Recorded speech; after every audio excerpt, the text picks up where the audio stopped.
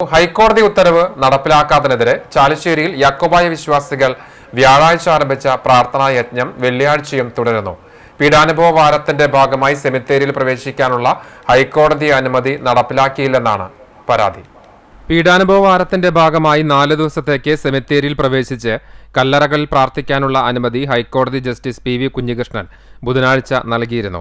പെസഹ വ്യാഴം, ദുഃഖവെള്ളി, ശനിയാഴ്ച മരിച്ചവരുടെ ഓർമ്മദിനം, ഈസ്റ്റർ ദിനം എന്നീ ദിവസങ്ങളിൽ പ്രാർത്ഥനയ്ക്ക് അനുമതി നൽകി കോടതി ഉത്തരവിട്ടെങ്കിലും ഇത് നടപ്പിലാക്കാൻ സാധിച്ചില്ലെന്നാണ് വിശ്വാസികളുടെ പരാതി.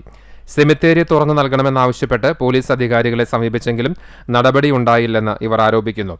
ഹൈക്കോടതി വിധി നടപ്പിലാക്കുക.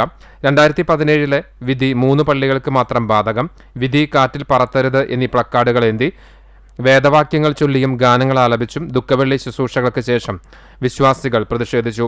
വികാരി ഫാദർ എബ്രഹാം യാക്കോബ് പൂവത്തുമണ്ണിൽ, trustee CU Shalamon, secretary Titus David, ഭദ്രാസന കൗൺസിൽ അംഗം CU രാജൻ എന്നിവർ സംസാരിച്ചു.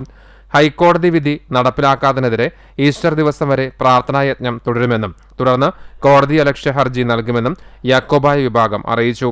സംഭവസ്ഥലത്ത് ചാലിശ്ശേരി പോലീസ് സ്റ്റേഷൻ ഓഫീസർ ബിജോയുടെ നേതൃത്വത്തിൽ ചാലിശ്ശേരി പോലീസും പട്ടാമ്പി ഫയർഫോഴ്സും ക്യാമ്പ് ചെയ്യുന്നുണ്ട്.